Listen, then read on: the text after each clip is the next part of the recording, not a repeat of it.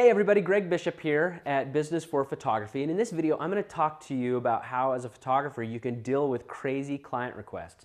When you have clients that ask for things that are just totally unreasonable.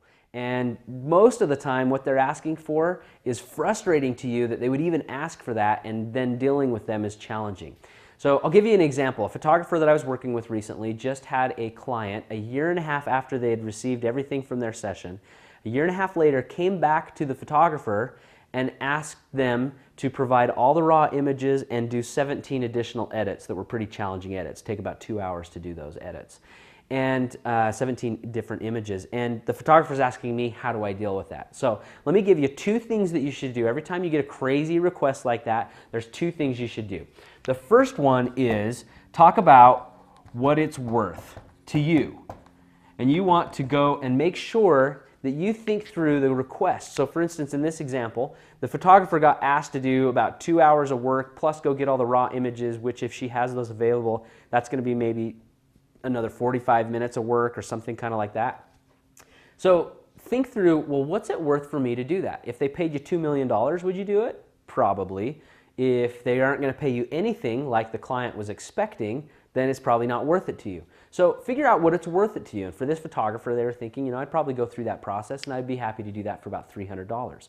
But you got to get clear with what it's worth to you and then go communicate that to your client. That helps to reposition and re-educate them on what your time is worth and what they're asking for, because they probably just don't know.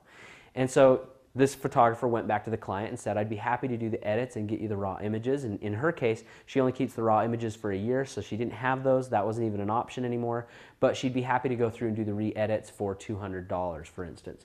And so that was her position back to the client. And so instead of getting frustrated or making an awesome Facebook post to all your photography friends about how crazy people are and what they expect, that's probably the first thing to do, is help to reposition. And that actually works whether somebody's asking you as a past client or as a prospective client.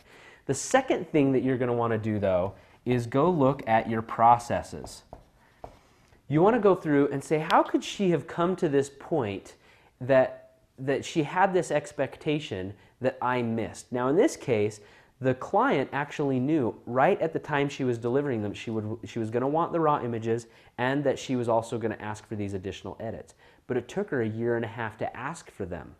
So in this case, what was missing from the process is a really good follow-up, which, by the way, is really normal for photographers to not do this, but a quick email that just said, hey, I think you've gotten everything. Here's your CD, here's your DVD, here's the prints, here's all the stuff that you asked for. I think we're good to go. If there's anything else that I can do for you now or in the future, please let me know.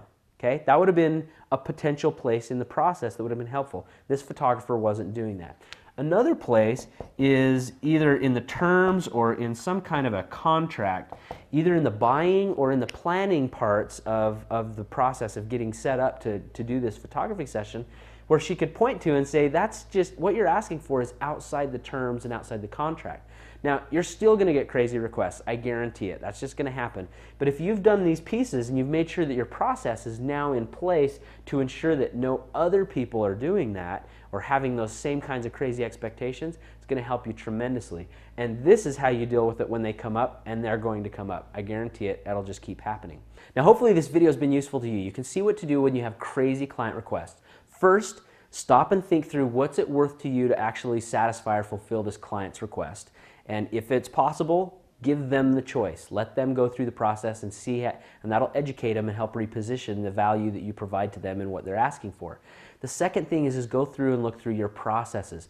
Go and see where in the process maybe you haven't provided enough information, or you didn't follow up, or you didn't do the steps that you needed to follow through. And how can you make sure that every client gets that experience to make sure you aren't helping to contribute to their crazy requests? Anyway, hopefully this video has been really good for you. I've got a full program and additional tips and help that you can go check out at businessforphotography.com. And good luck on your photography business.